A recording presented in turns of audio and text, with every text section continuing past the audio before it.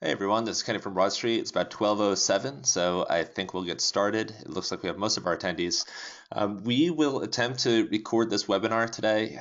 It's been requested by a few people who couldn't make it. I did want to note that we will be doing this webinar every month, every third Wednesday. So if you visit our support site at information.broadstreetads.com and you click webinars on the top right, you'll see that we have a webinar schedule. We have our general Express webinar, kind of a MIDI sales demo and also staff training every second Wednesday, and then our new direct digital sales webinar every third Wednesday. So this is the first of those. So if you're intrigued by what you see today, you have someone on the staff that you want us, you want them to join us next time or see, or they missed today, you can go ahead and point them to this site and get them signed up for the next webinar. So a very quick overview of what we'll be going over today. Obviously, it's the Broadstreet selling and printing express ad formats, but it's about 50% selling direct digital or digital ads directly. So this is publishers who have an online property, and you're dealing with advertisers who are obviously interested in your digital inventory. Basically selling and pitching, and the second half is selling and pitching with Broadstreet's ad format. So a lot of publishers ask me and or our account manager, how do you position these ad formats to advertisers, because we're so used to selling standard 300 by 250 banner ads, IAB standards, things like that. Broadstreet's philosophy is that if you sell something different, you sell something that your advertisers can't get through Google or Facebook, you're going to have a lot more success. And that has been the case for the past few years while Broadstreet has been pushing out ad formats. Selling something captivating that gets the advertiser's attention also tends to get the user's attention, and those ad formats tend to perform very effectively. The branding power is much higher, and Broadstreet also generates some very nice reports which can help you renew that ad sale at the end of the campaign.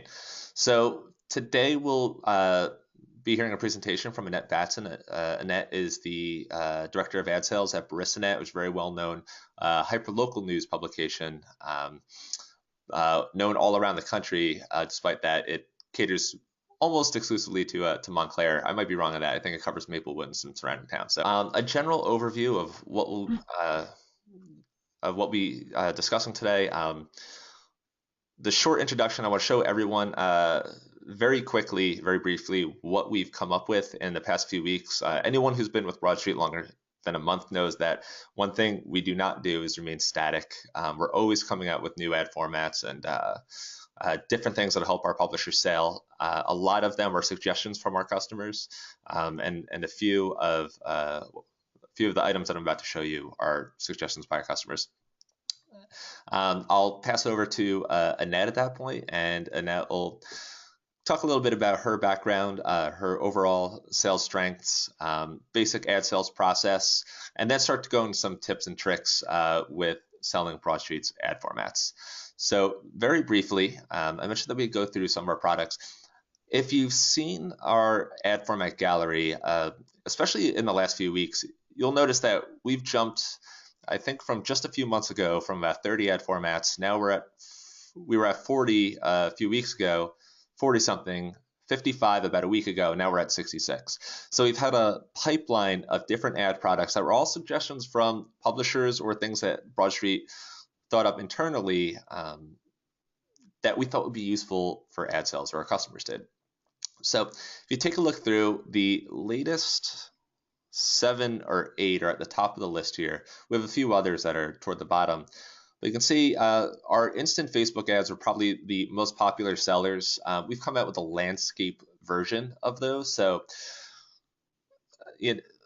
traditionally, our instant Facebook ads would have to go in the sidebar, right? So they're kind of portrait. That's the only place they really could go. They could go anywhere on the page, but not everywhere on the page is always accommodating to a portrait-sized ad.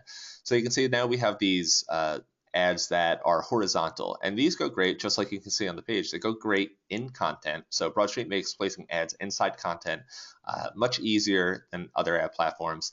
But on top of that, they're mobile responsive. So when you first looked at this, you said, okay, that looks great, but how does it look on mobile? So if we take a look at the ad on mobile, you can see that it actually converts to portrait form. So you can run these in your sidebar, you can run them in your content, you can even run them in your newsletter. So we sent out a newsletter today, if you saw it, that had an ad, one of these ads, which pulled from Broadstreet's Twitter feed announcing today's webinar. So running these types of ads in your newsletter is now possible, and it's gotten much, much better than in the past few weeks. We came out with a new rendering engine that renders these almost pixel perfect inside your newsletter. So running ads in newsletters used to be a lot more difficult. With Broadstreet, it's much, much easier, and you still get the same dynamicism that you do with our instant Facebook, Twitter, and Instagram ads inside your newsletter now. So if you think about it, you have an advertiser running for a 12-month campaign, you can run their ad on your site and in your newsletter. That advertiser just keeps doing what they do best, updating their Instagram, social media feed, etc., and their ads constantly being updated on your site and also in the newsletter. So those are some of the things we've come out with. Something we came out with last week was a sticky note. I'll mention this very quickly because I think it came out really well, and I think Annette is a fan. Click into that sticky note, and you can see it's an ad that is a lot like a Post-it on the top right. This got almost immediate use. We released it last Sunday after a brief discussion with on Broadstreet's community group inside Facebook. And then we have publishers who didn't even chime in on that conversation already using it on their site. You can see StereoNet as stereo-related industry magazine down in Australia. They've got one for their international hi-fi show announcing that. Baristanet, me and Annette were just talking about this, has one on their real estate page, also their Montclair Film Festival page, so she might get a chance to talk about that today. So take a look, if you haven't already, at some of Broadstreet's more recent ad formats, and if you have any suggestions, we'd be happy to kind of brainstorm with you. Because one thing that we're doing is driving toward about 100 ad formats. We've got a long list of really good stuff that that you guys can use. But on that note, obviously, these ad formats are great, but positioning them for your advertisers, that's where a lot of us need advice. How do we sell these things? How do we get the advertiser to understand? Because obviously, sometimes a simple message is most effective. So I'll turn it over to Annette at this point. Hi, everybody. Thank you for attending. I'm very honored to be here and share my experiences with you. And my main goal is to be helpful and supportive of my fellow hyperlocal bloggers and ad sales people, and kind of demystify the whole process, because it really isn't that difficult. To me, it's all about what makes sense when you look at all the moving parts. To give you a little bit of my background, I've been with Baristanet since about 9 months after they were founded in 2004. I moved to the Montclair area, and from the DC area. I had a background in marketing, healthcare marketing, and proposal writing and things like that. And I started out with Baristanet as a journo photographer, local reporter, and that was perfectly suited to my temperament and personality, because when I go someplace, I immediately want to know where everything is, where the fun is, where the business is, where the excitement is, who's in town, where are they, food, entertainment, shops, whatever. So it just was a great match in terms of my interests. And I had, I was working, I was a mom, and I had been out of the workforce for about 10 years, and this was a great part-time job for me that I could do working out of my home. So I was writing a lot for the blog for the first 6 years. At some point, I was writing 100% of the content. It was overwhelming, because at the same time, I was also feeding the advertising along my reporting jaunts. if I thought if I met someone or a shop owner or came across something that I thought would be great as an advertiser, or who would benefit from having more exposure on Baristanet, I would sell them an ad. And apparently I got to be very good at that. And my bosses said, Annette, take over all of the advertising sales. I go, okay, no problem. And but it got to be a little too much for me doing all the advertising and all the writing. So I gradually cut back on the writing, and finally I just said, you know what, it's a lot less stressful if I just do one or the other. So I thought, let me do the advertising because I already have my contacts, I know the lay of the land, and to me it wasn't too overwhelming. So that's how I started, and I've been doing 100% of the ad sales for about the past 7 years. I'm the only person that does it, and so there is a lot of responsibility on my shoulders in that I'm the one bringing all the revenue, and that keeps me motivated and responsible and on track. Yeah, so I've been doing that for 12 years. Now it's, it just is like secondhand for me to do this, and everything comes to me pretty much from osmosis. I live in the community, I work in the same community, and all of that information coming to me kind of fuels my sales initiative. Talking about prospects, since I am a solo salesperson, it's really important for me to use my time efficiently and effectively. So my MO is to really target prospects, and what I mean by that is I try and think who is in our town that needs publicity, who is doing something, or what's happening in our town that is of interest to our readers. And I try and focus on that as a target because they're more likely to want to advertise with me than just a random business. I'll get into more about that later. And when I meet with a prospect, I always try and educate myself about their business and educate them about our business, and think about ways that I can promote and support their business, cause, or service through our ads and or editorial. Now I want to say, if you have any questions along the way, you can type them in, and Kenny will let me know when I need to stop and answer questions, right? Yep. So on that note, if you haven't already noticed, there's a panel in your GoToWebinar control panel where you can ask questions, and we'll periodically stop. If Annette doesn't see them, then I'll interrupt at the next slide and we'll get to it. So anything, if you have anything that's not covered, or just anything that comes up during the presentation, just type it in there, and if it's something I can answer to you privately, I will do that. And if not, if I think it's applicable to the whole audience, then I'll bring it up with Annette.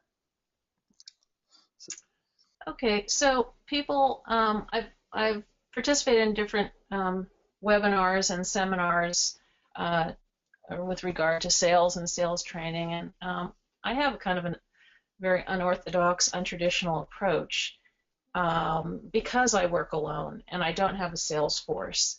And I don't really have a boss. I'm a self-starter, and I work on my own time and my own initiative. So here are the way I've kind of like dissected my approach. I prepare. So that means knowing what's happening around town. I read the newspapers. I drive around town. I read the other local blogs. I am out and about talking to people. I find out about the new businesses. For instance, Montclair is a big restaurant town, so whenever a new restaurant opens, sometimes I find out just from reading my own website, because the editors are doing some of that homework for me. So I will go on the website, call up the owner, talk to them about Baristanet, and kind of find out what their angle is. what makes them different. It's always good to go into to talk to a client knowing about their business and knowing what they value in what they're offering.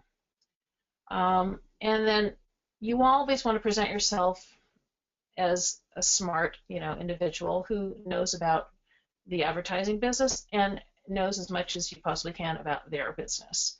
You want to put everything in the context of what advertising brings to the table and what it brings to their table in particular. I don't like fluffy, BS-y kind of sales speak.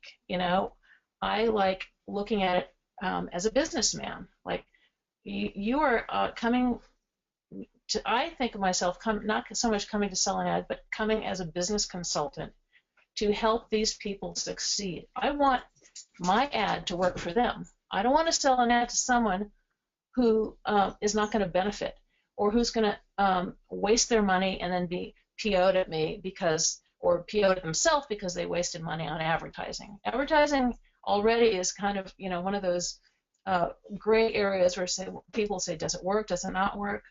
Well, that's where I come in and say, you know what, we can't guarantee that people are going to love your product or comes running in the door when you advertise. Because that depends on what you deliver on your end. What we deliver on our end is visibility. So we have a couple questions. So someone very quickly, they asked, does Broadstreet handle geo-targeting? Yes, we do handle that now. We've handled that for about a year and a half. So that's it's very precise geo-targeting. So I just want to throw that out there. And then we had someone ask, I'm running into a lot of delaying language in the field. Should we just keep at it? So I guess this is advertisers kind of pushing back and saying, not right now, something like that. Or is there a time to move on? So I think what Rob is asking is if you kind of get someone who's non-committal, giving you the slow no over time, how would you handle that? Yeah, that's so annoying. But I do have a couple of strategies for handling that. First of all, if it's a legitimate ad lead and if it's a business that you legitimately think will benefit from advertising on your website, I persist. If they give you the slow no or they say, oh, I'm not busy, I'm too busy right now, my question is, when can I call you? What would be a good time to follow up? The audio dropped out again. I think where we caught the end of Rob's question, which is basically you said, when can I call you? But it sounds as if you've got a few different strategies. One is forwarding them to editorial, just seeing if maybe that they want free press, but also if it seems like Baristanet would be a really good fit for their organization, I think essentially what you're saying is that you persist in that case. Yeah, persist. One of my biggest accounts that has been kind of one of my our mainstays is the Montclair YMCA. When I started working here, I would as a reporter for Baristanet. We wrote them up, and they have a lot going on all the time. And I got to know some of the people there, and I said, why don't you advertise with us? They've never advertised. And the lovely lady who was in charge of marketing said, Annette, I just don't have time. Annette, I just don't have time. 2 years, she said, I just don't have time. I said, Don, let me work this out for you. What do you think you can afford? Don't you think? And I actually made some ads up, showed them where they'd be on the page, and made it just simplify. And this y'all get to again in another frame is just make it easy for them to say yes. So, can everyone hear me now? Do you think? Can you? Yep, everyone can hear. Everyone says their audio's back, and it looks like David asked you to elaborate on free press. So obviously somebody wants some coverage of something that they're doing, and I'm guessing. And so I guess in that case it's more of like a tit for tat, where obviously you guys do a nice piece on them, and then it's kind of like, okay, well, now that you see the great response that you got, they're more likely to listen to your pitch. Yeah, well, kind of, but not really. It's not tit for tat because we do make a separation between editorial and advertising, which is what our readers expect. However, just because someone's an advertiser doesn't mean that they don't have something interesting to say. So if someone pitches me and says, I can't afford to advertise, but would you write about this? And if they're doing something really unique or newsworthy, I'll pitch it to the editors and say, this might be an interesting story for our readers. It ends up being a sales tool for me because it's something I can put a tracker on that story. I can report back to how many Facebook shares it got and how many comments it generated.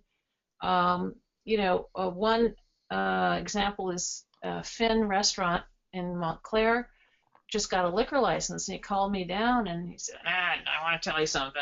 I want to get the word out. And the word out was that he got this liquor license for $1.125 million.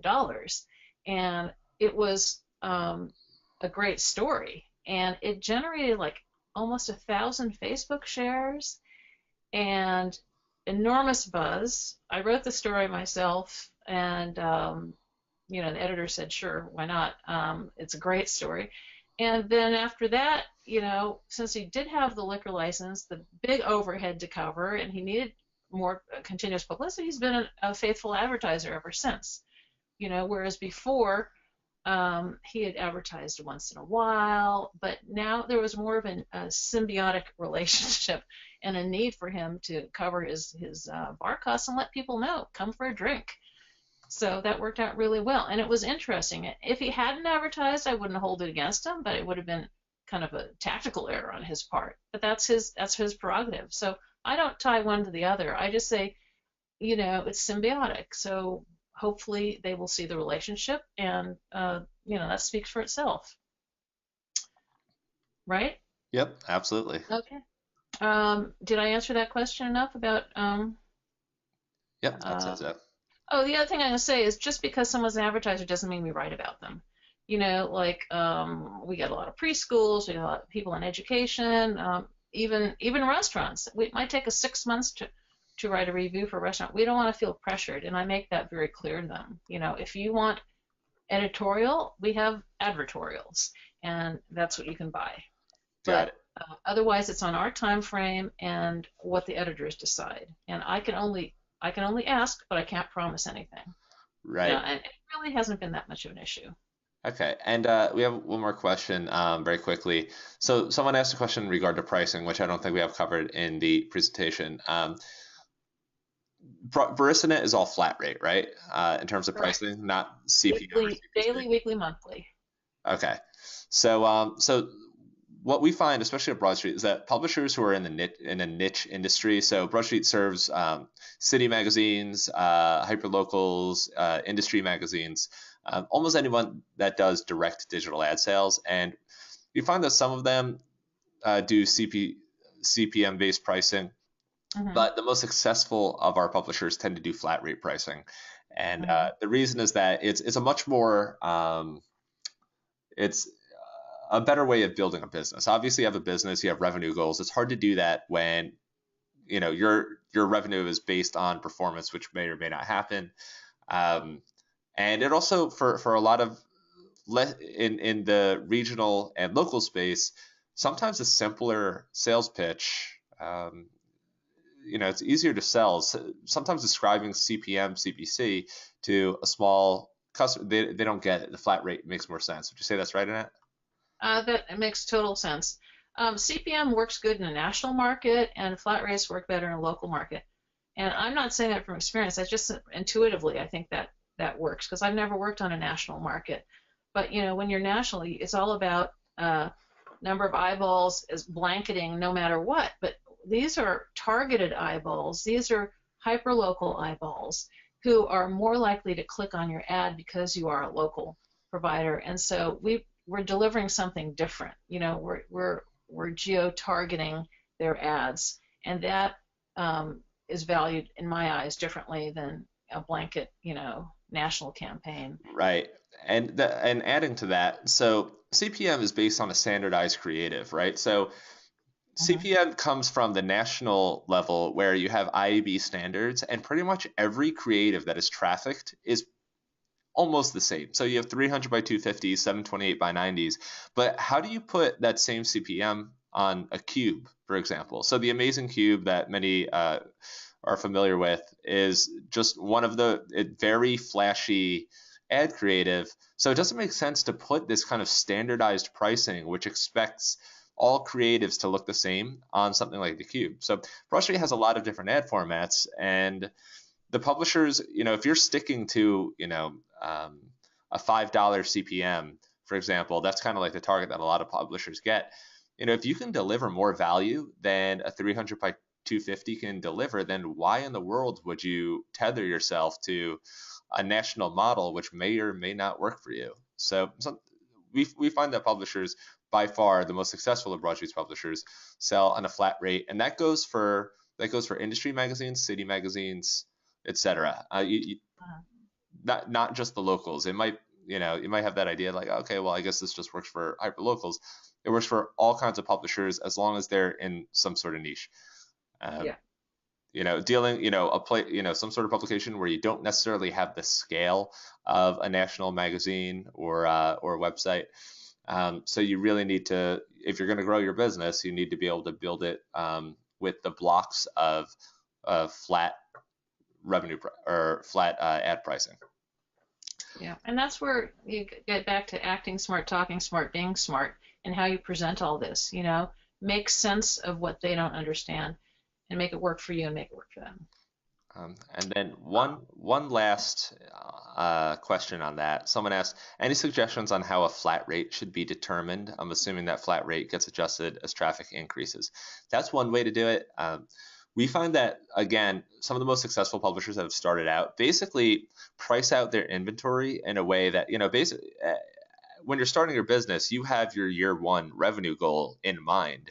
So you look at your inventory and you say, okay, what does each ad space, what does this have to cost in order for me to hit my year one sales goal? So it should really be, what revenue do you need? What are you aiming for by the end of the year? And how will you price out your inventory that way? And if, when you're making the pitch, it might end up being that maybe a given ad space is, $400 or $500. How are you going to deliver on that value? If you're just selling the ad, what else can you do to get someone to say yes? Or I think Debbie Gallant, who's the founder of Baristanet, used to say that should give an introductory rate, right? So you give an introductory rate to a new advertiser, but eventually you want to build up to whatever price you set that ad space at so you can get to your year one goal. So that's, for the publishers I've known who have started up with Broadstreet and ended up sustaining themselves, that's how they did it. Annette, would you add anything to that, or would you have a different strategy? I can add to that. We like when I started out, Debbie and Liz had already come up with ad rates, but that's morphed so many times over the years. Our ad configurations, our ad locations, and our ad pricing. To me, the most important corollary is page views on each page and positioning on the page. So what you're selling when you sell an ad zone on a page is monthly page views or daily page views, as the case may be. Our highest cost page is our home page, and that has the highest amount of page views per month, which we track for people on the whole site. After that is mobile, and after that's towns, and then and so forth. So starting from that rate on our home page is where I drop down and reprice. We've repriced all the other pages. Pages that don't have a lot of volume individually, because they might get one post a week, like on our personality, our people page, which interviews people. We don't do that every day. It's not populated more than maybe 3 or 4 times a month. We have a few pages like that, so I've bundled them together. So I have one rate for 5 pages, 5 of the low volume pages, which ensures that their ad will be seen, but not necessarily on every single page. But in that group of 5 pages, there's one page that is viewed several times a week, another page which it might be viewed 2 times a week, another 3 times a month or whatever. So it's a good mix. I like those ads for branding purposes. My philosophy is slow and steady wins the race, or you've got a short amount of time and you need to make a super big impact. So depending on that strategy, I recommend different ad zones, and so I price them accordingly. I also this year started an incentive program for new advertisers where I will give them 50% off the home page for their first month, and with a purchase of 2 additional months anywhere else on the page.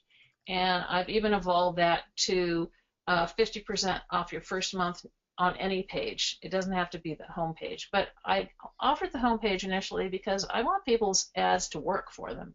I want people to be noticed, and we do have extra inventory on the home page because it's the most expensive. So I said, why not offer it at 50% off, make them really happy, let them see the results, let them see how many people really are reading and clicking and seeing their ad for the first month at 50% less cash outlay, and then they can continue their full price or go to a lower priced ad zone for the other 2 months, and they like that. So yeah, and then if I'm also going to talk about this later, is don't be afraid to make a deal. You publish your rates, but they're always fluid. If you have someone who really needs to advertise and you really want them, it's going to look good on your website, why not give them a deal? Why not discount it for if they're willing to go for like a 3 or 4 month long-term or 12-month deal. I usually don't discount on the short term. I don't discount on our most sought after ad zones, which is the mobile platform. Yeah, the other thing, like I changed, our traffic's gone down on the family pages in the past year because we're not focusing so much, but we do have considerable content. And so we have 4 family pages, and I used to charge one rate for the family and another rate for the 3 ancillary pages. And this year I bundled all 4 pages together, so it's a family 4-pack. But I only charge what the homepage rate is. So I made it way more affordable for people to get way more exposure and have happier customers. Because I've attended a lot of different sales conferences, and one thing that I really can't stand is a sneaky, dishonest approach to sales. I immediately identify myself, when I call and say I'm with Baristanet. Are you familiar with Baristanet? If they say yes, great. I said, well, I handle the ad sales. I've heard a lot about your business, and I schmooze them, but I always tell them up front. And if they don't want to talk to a salesperson, I respect that, and I say, okay, I'm sorry you're busy, but let me call you. When can I call you back? When would be a better time? Because I have a lot of things I'd like to share with you, and hopefully I can help your business thrive and succeed. Be honest about, what you do, your numbers, no BS. People appreciate that, and they respect that. And the clearer and more forthcoming and forthright you can be, I think you'll gain their respect, and they'll want to talk to you. Lastly, be generous with what you share with them, with your knowledge. Dig deep into your knowledge base about what you know on a personal level from your life, from your travels, from your culture, from living in the community. Let them know that a great person to partner with on their fundraiser would be Business XYZ or Corporation XYZ.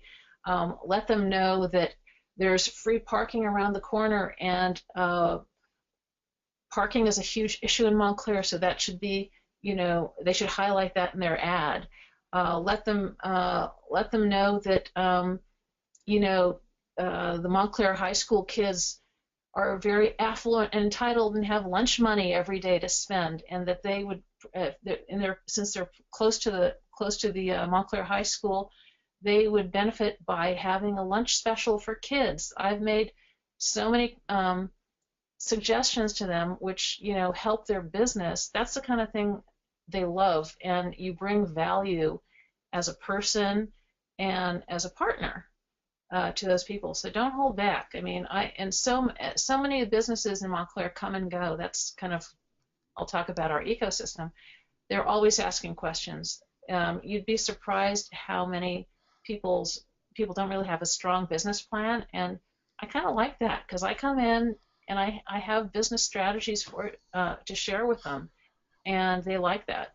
You know, I've been asked, who should I invite to my opening, and I give them a list of all the people who I think should be there for the ribbon cutting, or who are into their type of business, and it's good. It keeps the conversation going.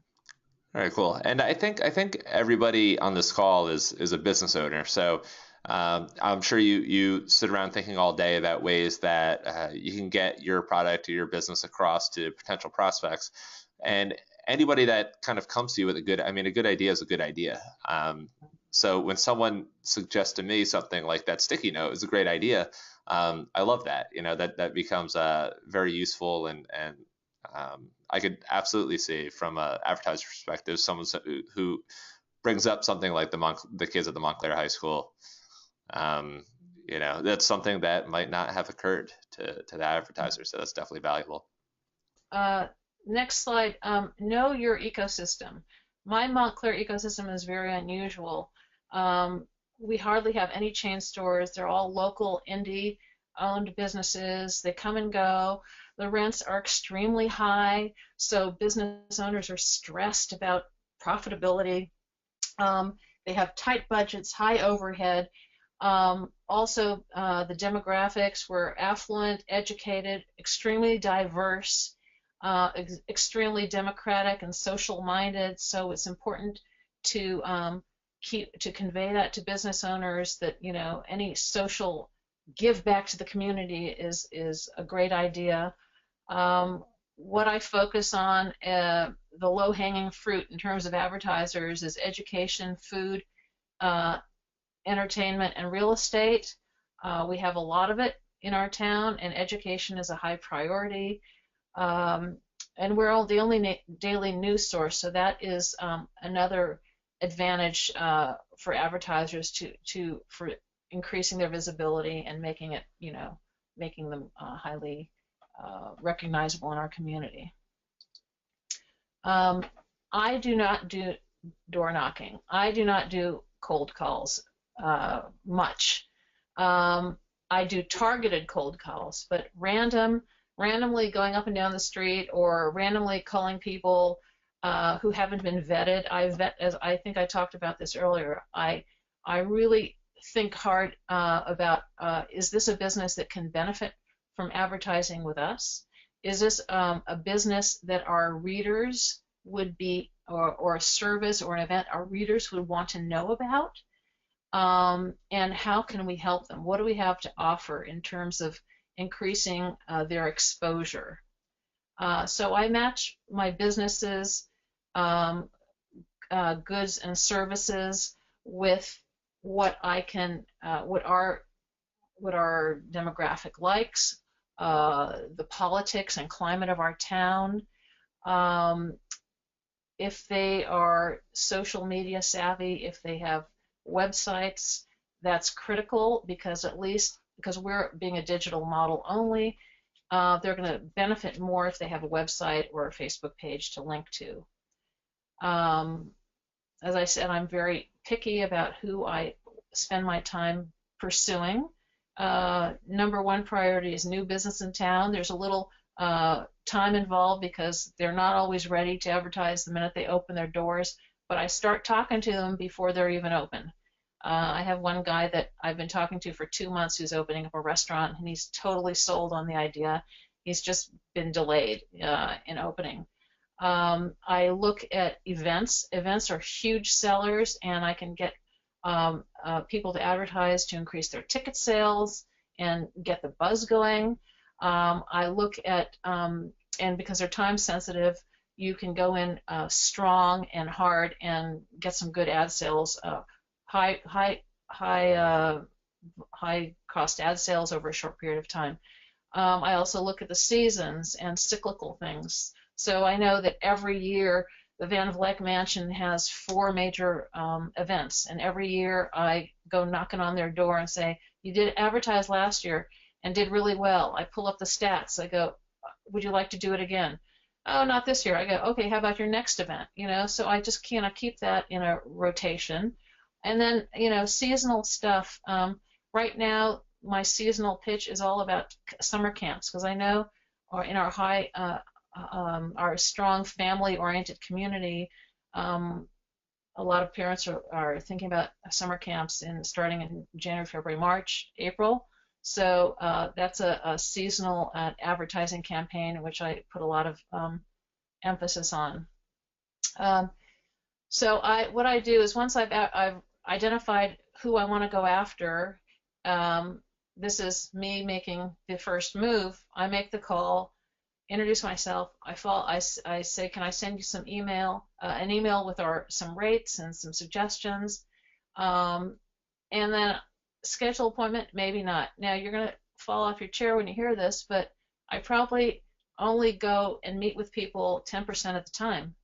Everybody's busy. You have to respect their time for that. So the more direct and succinct you can make your call and your information, the better for them. If they want to say, "Oh, I got to see you. I gotta meet with you," that's fine. I'll come in, no problem. But I'm telling you, hardly anyone ever tells me that. And there's some people I don't meet until like maybe 6 months after they've been advertising when I have time to go by.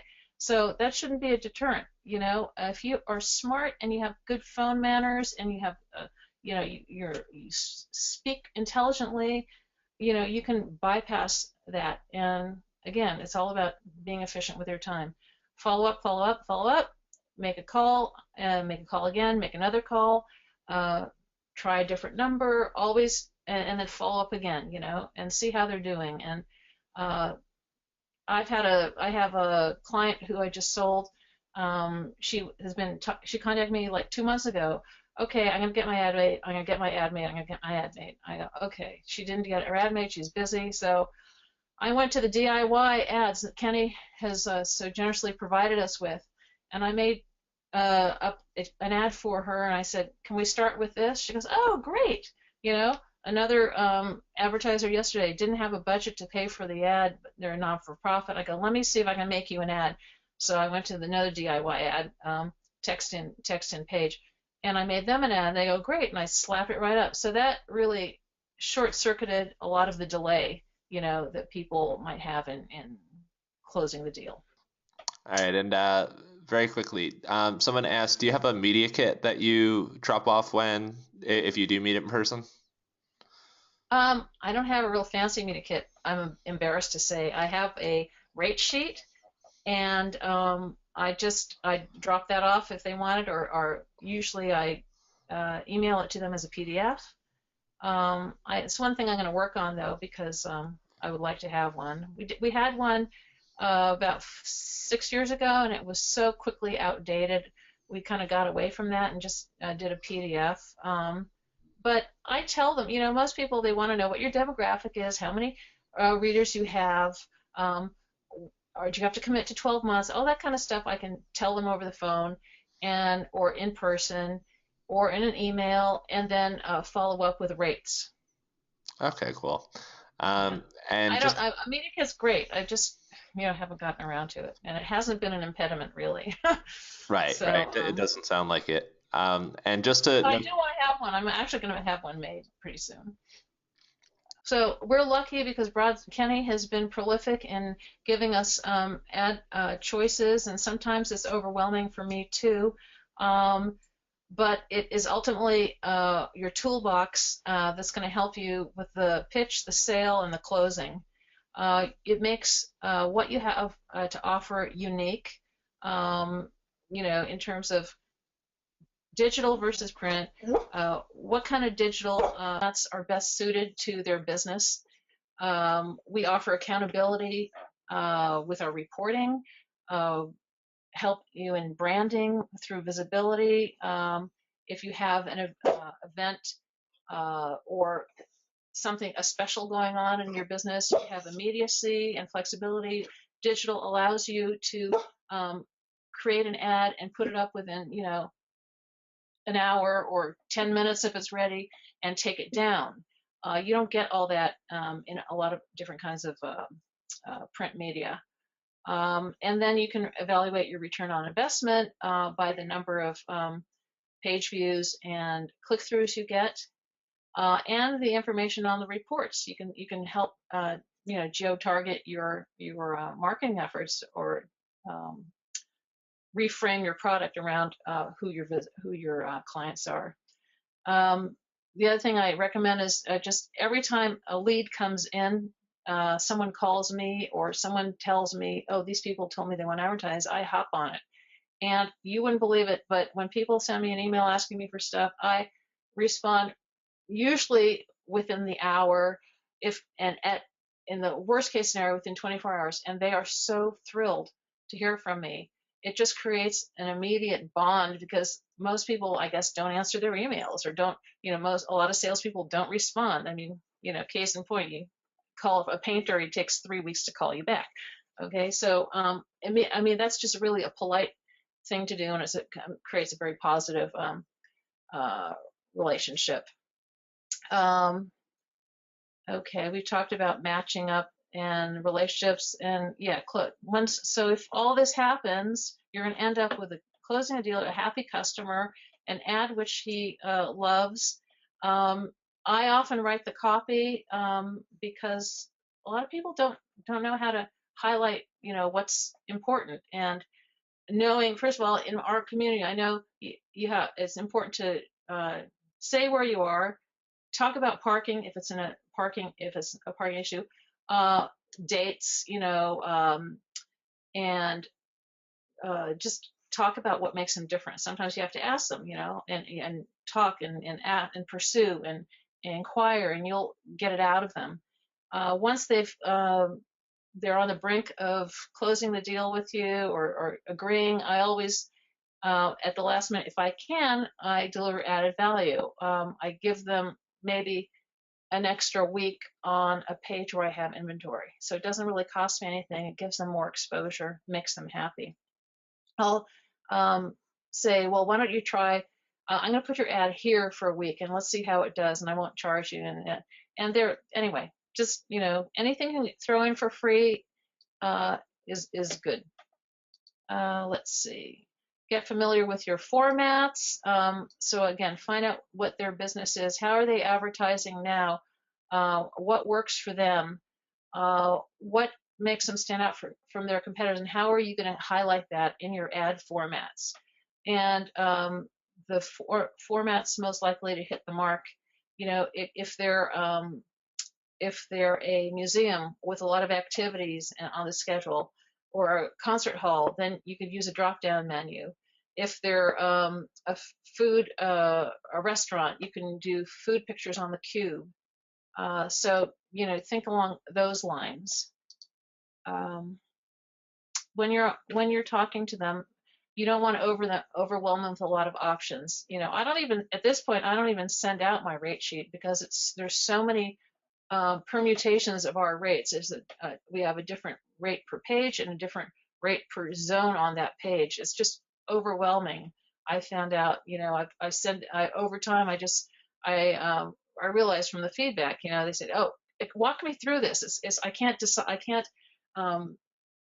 decipher all this. So I make the judgment call. I think they should be on XYZ page. I usually give them 2 or 3 variations within the proposal. I think you should use this ad format, and I'll give them a high end and low end, medium and maybe low end, because sometimes they don't even know what they want to spend. And if they really like something, if they like the cube, well, the cube requires a box ad. Box ads are more expensive than the horizontals. Then I make that case for them, and believe it or not, they'll come up with the money sometimes. If you can make a convincing argument how well this can perform and how it's really going to showcase what the potential buyer needs to know. So you make it easy for them to understand. you suggest baseline, advertising, and then I said, well, you could do a banner, but then you could also do the cube, or you could do the drop down, or you could do the instant Facebook. And this, just having these extra tools in your arsenal could be what helps you close the deal.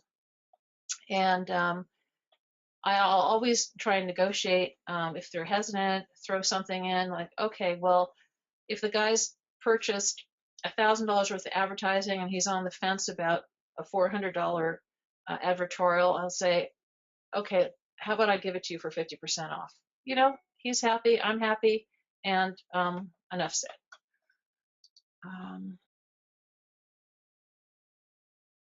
I love ads, DIY ads, because for many reasons. You can mock up an ad and use that when you're prospecting. If you think these people a lot of people need to visualize. They can't visualize anything that's not in front of them. So if you have an ad that's made up, you can make up, and doesn't cost you anything, that's great. Other people want to advertise, but they're annoyed that they have to pay a $50 fee to my graphic designer. So I say, okay, well, let me show you what I can do on our own. So I look for the nicest one in here, which looks, for their needs, and I make the ad myself. And it's also easy to change if they need to alter something. I know it's in my control, and I don't have to farm it out to a third party. DIY ads that I like, or that are in the collection. I should say in the toolbox. Sticky notes. That is the newest one. I love that. I've got it on my real estate page right now and my Montclair Film Festival page. Why do I like it? Because you don't need to sell an ad zone. It's it's an exclusive ad, even though it's just a note. It's really cute. It's very eye-catching. A lot of people who buy digital ads, they're kind of annoyed that they have to be in a rotation. We have 3 ads in one zone, and that kind of annoys them that they don't get 100% of the page views. And so on a sticky note, you do. And I haven't really figured out what I'm going to charge for it yet. The 2 I have up are kind of testing, and but I think it's great. And I would only have 1 per page, or maybe not even 1 per page. I would limit it because it's you don't want your whole website littered with sticky notes. But used with discretion, it could be really great and really popular, especially for short-term, high volume, high impact ads. I love the instant Instagram, instant Facebook, instant Twitter on landscape, and because that fits in a lot of the horizontal zones, and I like it for the big box as well, the portrait zone. Let's see. My favorite DIY countdown ads. That is where you scroll over the main ad and countdown. That's where something's about to happen. Like I used it with the Wellmont. 30 days until tickets go on sale for Kanye West or whoever, and the clock, it's really eye-catching. It's fun. The Wellmont loved it, and it builds hype and anticipation. So, it's a great marketing tool. The 3D Cube has been great for Montclair Film Festival last year. I introduced it for them. They had like 6 paying events, dinners, dances, concerts, that were fundraisers for the film festival, and they absolutely loved it. And since they were all date sensitive, as one event passed, the date passed, I would just replace it with some other like generic marketing ad for the film festival, and they loved that. The expandable drop down, I use that also for the Wellmont. They have a big schedule of a big calendar of live music coming to Montclair, and so they usually program 2 or 3 months ahead in advance, and so we had a scroll over the ad, and then their house ad, which is Wellmont Live Music in Montclair, and you mouse over it, and then the menu of all the schedule of all the bands they've got coming to the Wellmont shows up. That's really informative. It's very useful. And they love that. Real estate gallery is something I think is very cool because real estate sales are all about visibility and vanity. And so here you've got everything wrapped, brilliantly conceived ad format with room for the logo of the realtor's company at the top, capacity to do a slideshow of pictures of the house in the middle, and then a little vanity area for the realtor's name, address, phone number, and picture.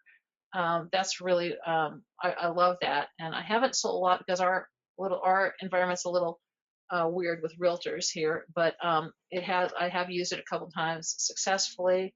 I also see some potential other uses for that, maybe for fundraisers where you have the company, a photo, and then the person, it's a person who's sponsoring it, or the honoree in the vanity area down below.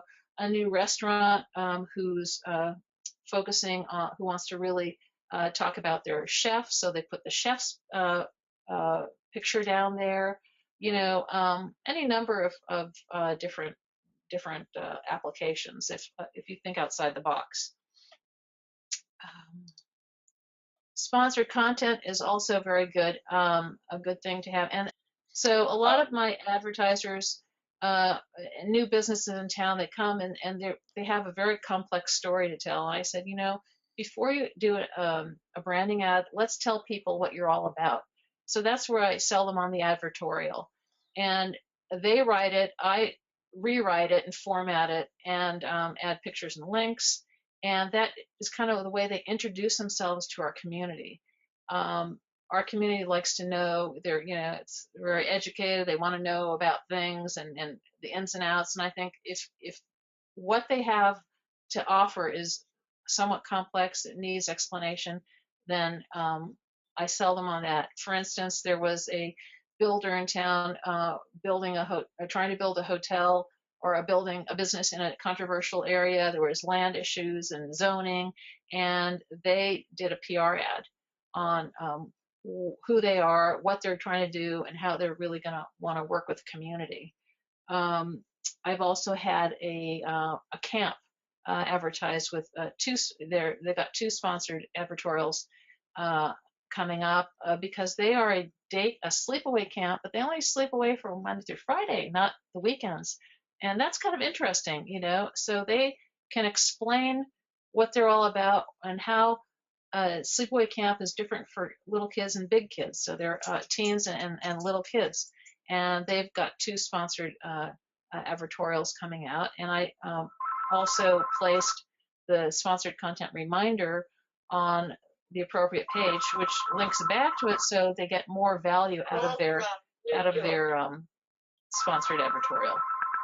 The in-story text is awesome. I put that just on my mobile platform. Mobile is very popular, and I call this my guerrilla marketing ad zone because it gets about 30,000 page views a week, which is pretty much commensurate with our homepage. Just on mobile, because the banner is placed in the middle of every story that it appears on our mobile platform, and I've made an exclusive zone. People like exclusive zones. I only have that. This is the only one I have, but it guarantees them really high visibility, and people tend to click a lot more frequently off their phones than they do off their desktop. So it's just a really successful zone. I priced it much higher than the other mobile ad zones, and I like that. I had a new business, a guy who is repairing cell phones and repairing tablets. I go, I have the perfect place for you. Where else are you going to want to be but on someone's phone, And so he did a month in that ad zone. It was great.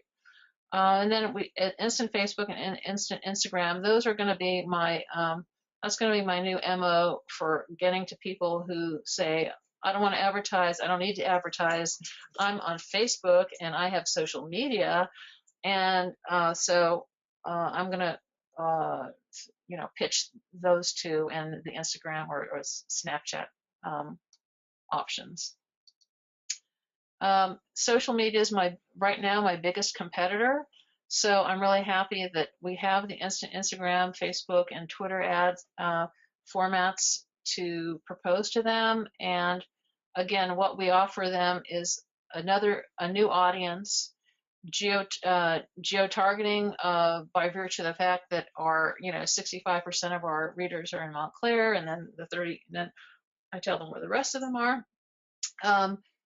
More constant, more visible, and great way to just increase your buzz and get more eyeballs and more constant visibility. And it's always updated by them, so they can control that.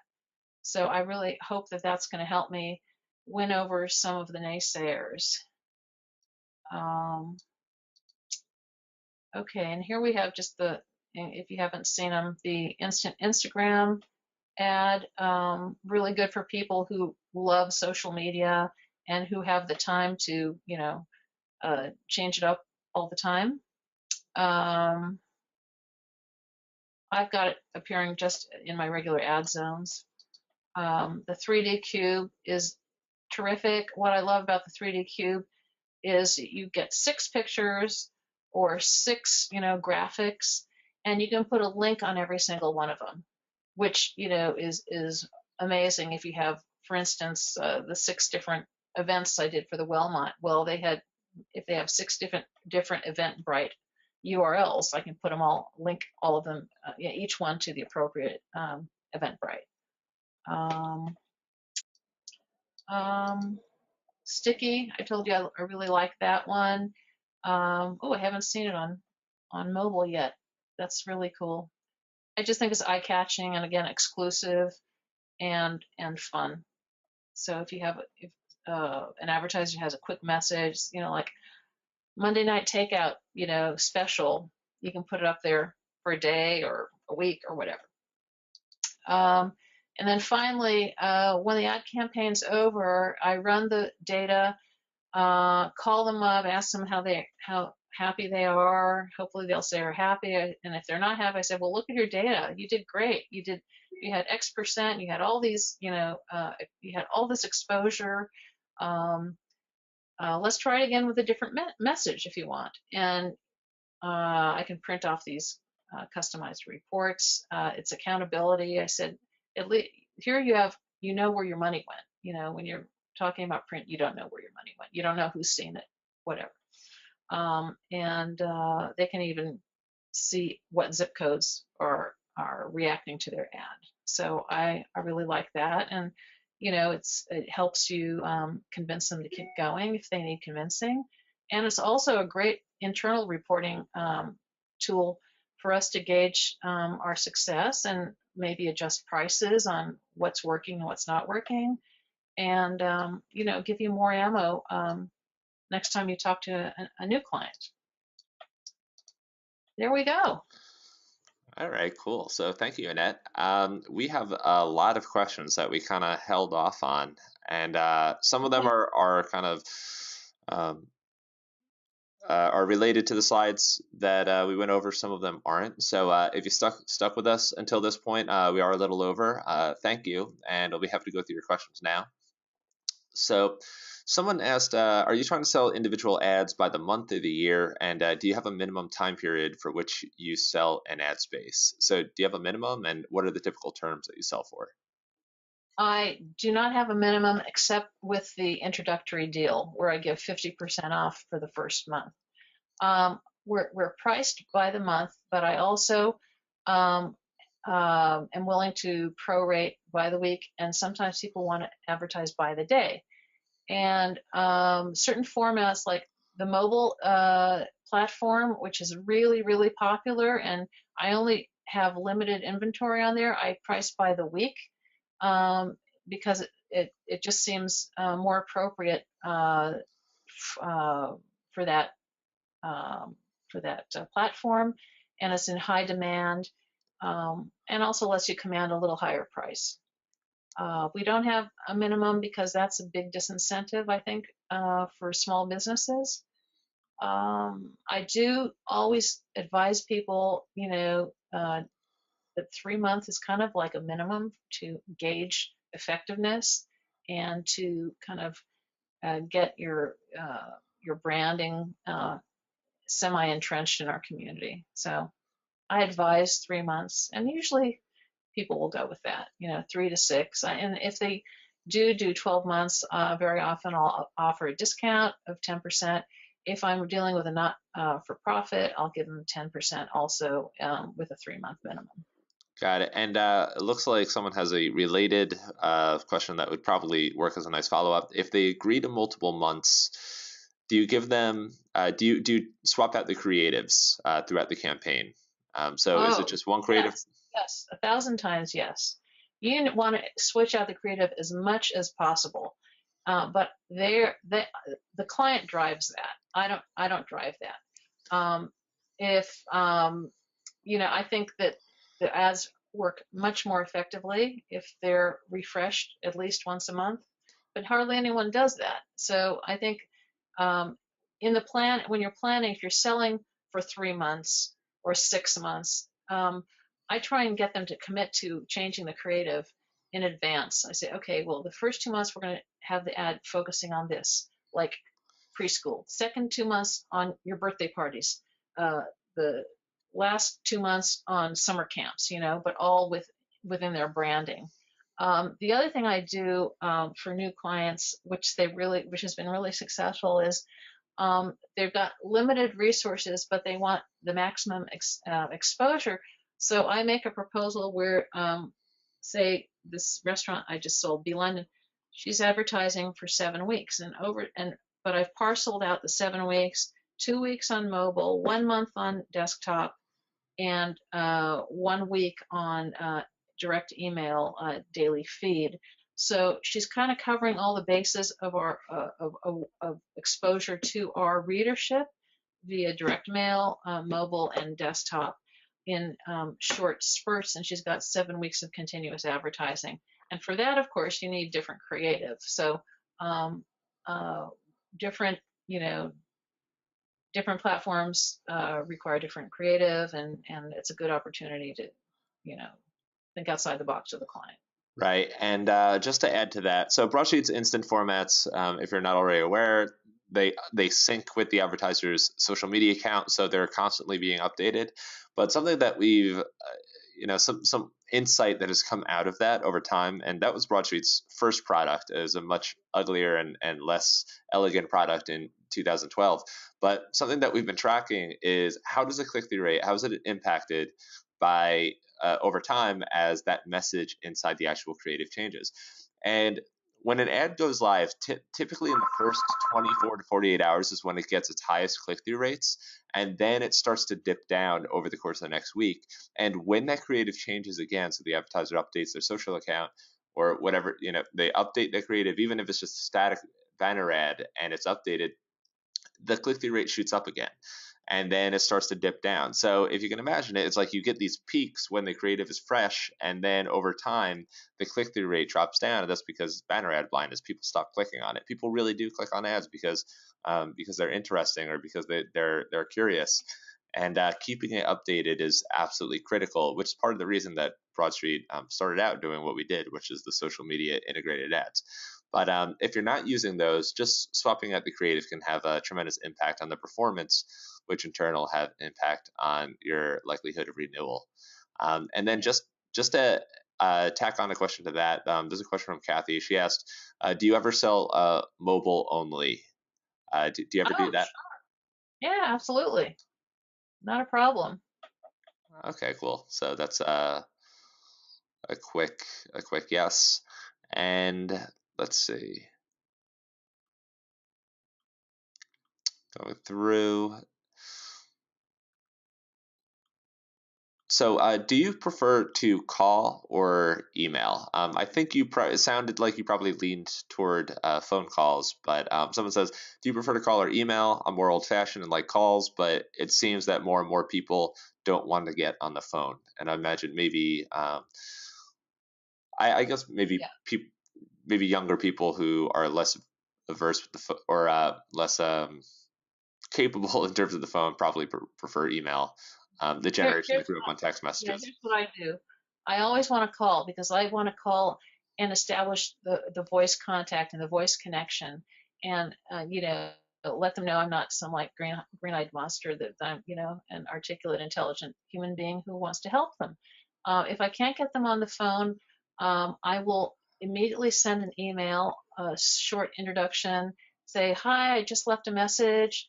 I would like to reach you and discuss advertising on Baristanet. I think we can really help your business. Let me know what's a good time." Okay, then I will. If I hear back, great. Then I just take it from there. If I don't hear back, then I try calling again. At least if he picks up the phone, I said, "Hey, did you get my? This is Annette. I emailed you." Oh yeah, I got it. So at least there's some kind of connection. And so I do both. Kind of play tag with myself. Email, call until I get through. And then sometimes I do have to get out of my office and go down and knock on their door and say hi. That's if I really want this client, if I really think they're missing out by not being on our website. Right. And so on that note, do you always precede the cold call with an email, or do you sometimes just Always. cold call? Yeah. Oh, well, um, I hardly ever cold call, but if I do, it's very impromptu and very spontaneous. Like yesterday, I was went to get my vacuum cleaner fixed at the repair shop on Valley Road, and I noticed a new coffee house, and I went in. I go, "What's this about?" "Oh, this is cool," and I ended up talking to the owner, and then I said, "Well, I work for Baristanet. Would you want to advertise?" He goes, "Yeah, I would," and so he gave me the name. So it's very kind of organic that way. I don't like cold calling because knocking on doors because they might not be home, they might not be there, they might be busy with another customer, they might be having lunch, all sorts of things. It's kind of rude to just to show up, I think, and it's a waste of your time and potentially theirs. But also, even if when I walk by new places, sometimes I'll just pop in, take a look at their inventory, their merchandise, see what the vibe is, ask the salesperson who's the general manager or who's the owner, get their contact information, and then pursue it. And then I know what I'm talking about when I call them up. Hey, I was just in your store. It looked really cool. I think you're going to be really successful with selling this or that, you know, it's a common. You have some commonality. Right, right. And that actually leads perfectly into another question for Peter. You said when you do a cold call on the phone, what's your general process? How does like the first minute of that conversation go? Okay. Okay. The cold call and no and I've gotten no reference. I just one of my targeted ads. I say I give them my name. I say I'm with Baristanet. We're a local publisher, online publisher of news, culture, and entertainment, based in Montclair, and I handle the advertising. I called you today because I think your business is a really um, or your service or what you're about is a really good match for our demographic. We have 65,000 readers in Montclair. 65% of our readership in Montclair is women. We have a really whatever. If he's selling education, I talk about the mommies and all the competition for good preschools and all the interest that that our readers would have in their preschool or their educational services. And then I started asking them about, well, have you ever advertised before, or have you ever gone digital? And I give them some compliments. I say, you've got a great website. You got to let people. We can help people get your website. You have a great service. Nobody else is offering what you offer in Montclair. I think it really would help you to let people know about it. And then he said, yeah, okay, right, yeah, I could see that. And then I follow up with an email, sent him. I would discuss while I'm on the phone. If he was in a talking mood, I'd say, well, we could put you on the family page, or we could put you on the food page, and it would cost between 150 or $400 depending on positioning on the page. It's up to you. I don't know what your budget is. And he goes, I don't know what my budget is either. So you give him some different options and follow up with an email, follow up the email with another phone call if he doesn't get back to you, and take it from there. All right, cool. And I mean, it's just be natural, be yourself, be helpful, and you're going to give him some good information. You can help him.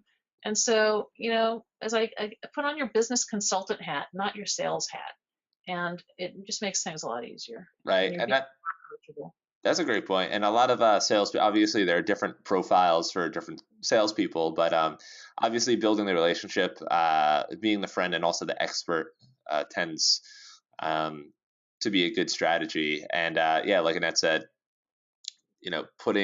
being the consultant, thinking about how you could help their business. Um, that's a great approach. So someone asked, are all the do-it-yourself ads mobile responsive? So I think that's one for me. So I'll give that a quick answer. That's yes. So actually, I'd say almost 100% yes. The flipper and the cube are two that, I mean, they work fine on mobile. The cube will naturally be in your sidebar on mobile. It'll look great too. But if you had like a 500 pixel wide cube and then you tried to view it on mobile, it wouldn't respond.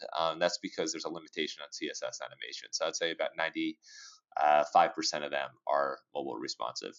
Well, Kenny, hang on, because I put the cube in my mobile platform in my box, 300 pixels wide, and it always works. Yep. No. It'll work. It'll work as long as it's 300 pixels wide and it shows up.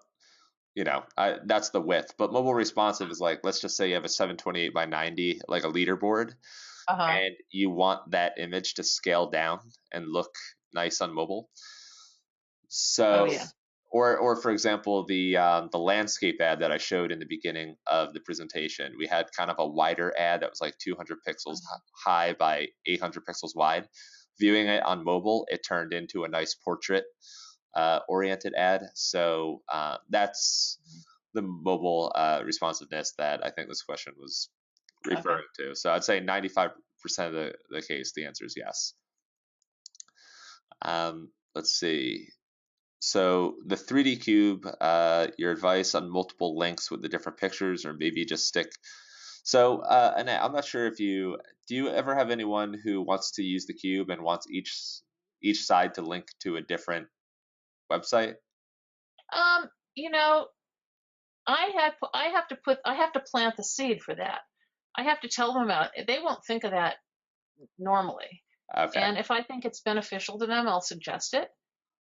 If it doesn't need to be 6 different links, I'll just suggest the one link.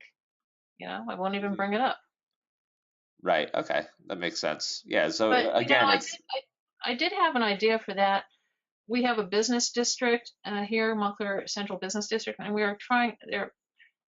They really are advertising averse, and I put together an ad format to pitch to the director, where 6 businesses could get together and share the cost of that ad on the cube, and each one would have their individual link. And I thought that was a really good idea, and unfortunately, I just couldn't get enough, consensus or enough people to agree on, okay, I'll do it for that month and whatever. But I think it's a really, really good idea for getting several businesses who can't afford, the home page and the most expensive ad zone. But if you divide it by 6, but you put a little premium on it too because of the work involved and all the setup, and you're selling essentially to 6 different people, so you have to charge a little more.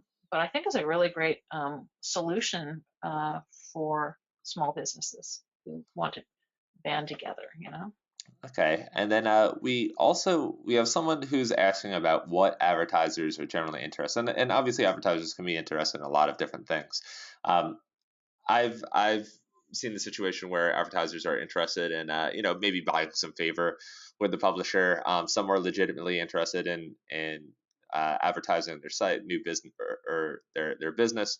But in terms of the actual metrics that they're interested in, we have one question that asks, Are they interested in the page views and the branding, or are they interested in the clicks, or do you find they're interested in the conversions, or basically the number of people that walk into the shop and because of that ad? What do you find advertisers are most interested in terms of measuring performance and whether they made a good decision? Click-throughs are really key. I don't have any control over the conversions because, again, if there's no immediacy to what they're selling or what they're providing, then the conversion may happen much later down the line. So I think they're most interested in click-throughs and how many eyeballs did they attract to their website. After that, it's up to them to get the people in the door, basically. Got it. Okay. So I guess that's and then so I guess that's great on the renewal end, and then on the sales end. So before they even have the opportunity to consider the performance, are they interested in what you suggest their performance might be? Are they interested in the actual creative? Um, They are interested. They always say, how many click-throughs am I going to get? How many click-throughs do you usually get? What they really mean is how many page views. Go say, look, I cannot predict the click-through rate because someone who's selling burgers is going to get a different click-through rate than someone who's selling, therapy counseling services or selling a new house. It's like comparing apples and oranges. I said, what I can guarantee is that you're going to get visibility. And what follows is kind of subjective according to what your business and what you're trying to do. If you're selling tickets for an event next week, yeah, you're going to get a lot of click-throughs because there's immediacy. If you're selling tickets for an event 2 months away, you might not get as many click-throughs right away, or you might see a big bell curve or a big spike in the click-through rates, and then it just like levels off. So. mhm. I don't claim responsibility for that with them, because they're in charge of their own brand. I have no quality control. I don't know if people are going to like what they're selling. So that's not an issue for me. So this next question, someone asked, why did Baristanet decide to split their inventory up between desktop and mobile? So I know a lot of publishers, their site is mobile responsive, so their ads naturally just appear on mobile. But I think in Baristanet's case, you guys actually have a different mobile site. Is that right? Right. We have, well, it's when you go on your smartphone and you look up Baristanet, our site comes up on a mobile platform, which is a completely different layout than our desktop. And I think it's just designed to be more friendly for reading. And if you want, at the bottom, there is a little button to press where it says revert to desktop. So if you prefer to see the newspaper layout, you can go to that. And there's a different set of ads for whether you're on the desktop layout or the mobile layout. And that has a lot to do with just the layout of the pages that we can't possibly, we can't. Well, with the mobile version, which we think is easier to read, it's going to have a different allocation of space for different Right. ad zones. So in a way, it was almost out of necessity because Baristanet has two different mobile sites. Or two different sites. You have the mobile version and the desktop version, and I think it was probably because Baristanet's design. The design has been around for a long time, and maybe the theme isn't naturally responsive, but it's obviously it's an almost iconic design because it's very unique and everyone knows this general look and the Baristanet logo and everything. So I could definitely see that. That design sticking around and you guys just ending up using a mobile solution for that. So I think you guys have you have ad units built into the mobile design. So it does sound like it was out of necessity. Yeah. So let's see.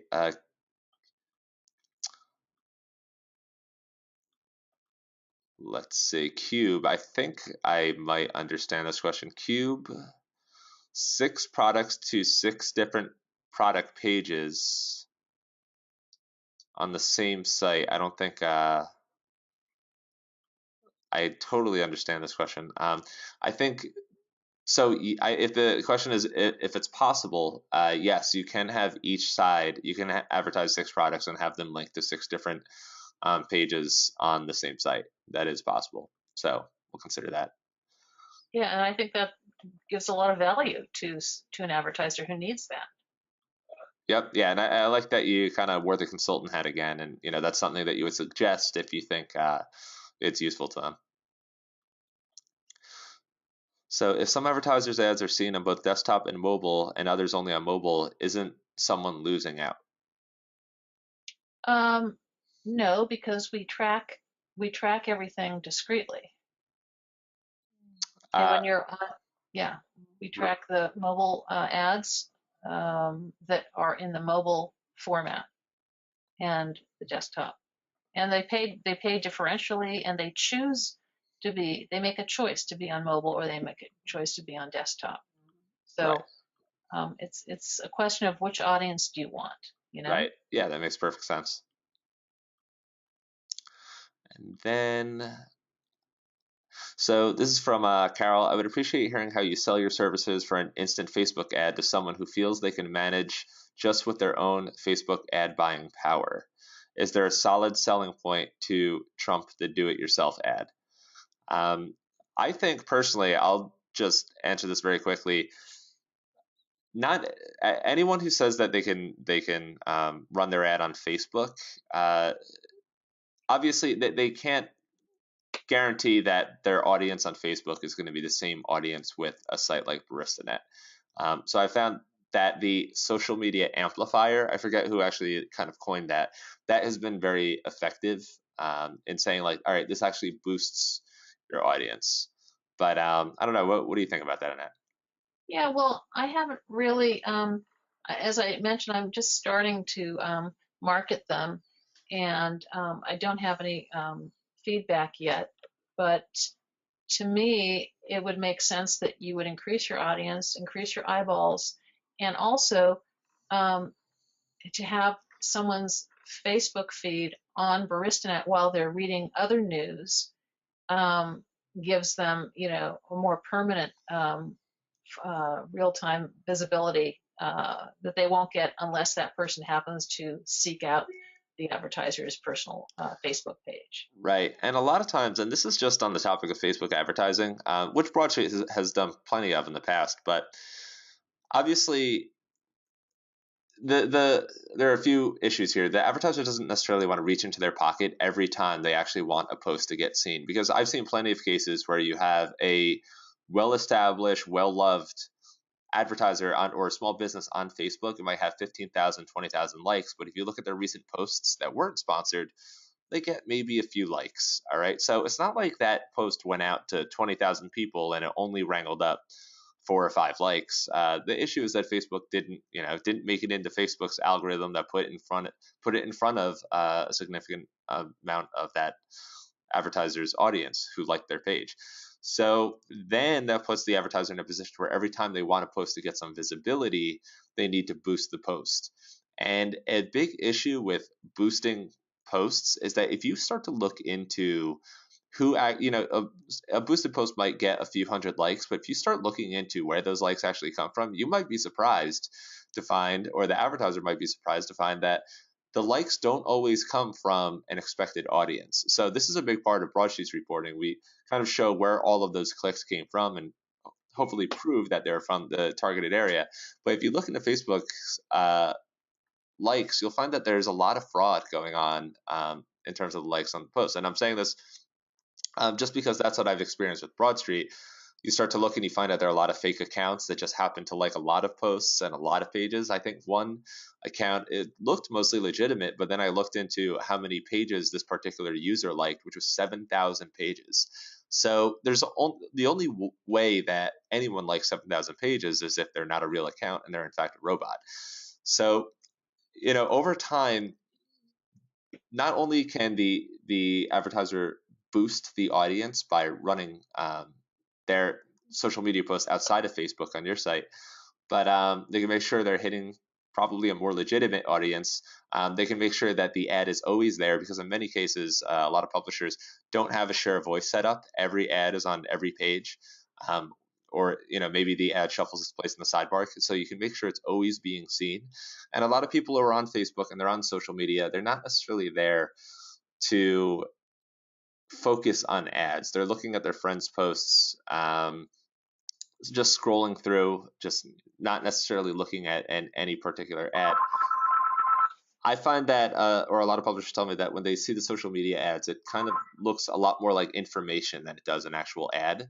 On Facebook, it's clear that it's a sponsored post, which is good. And on a publisher's website, obviously there's a designated area for ads, but there's a lot of interesting information that comes through those ads, and you're making sure it hits an audience outside of Facebook, Instagram, etc. So I think there are a lot of different ways to position that, but I would encourage anybody whose advertisers are savvy enough to advertise on Facebook to look into where that performance is actually coming from. So at the end of that campaign, check out where those likes are coming from, because you might be surprised.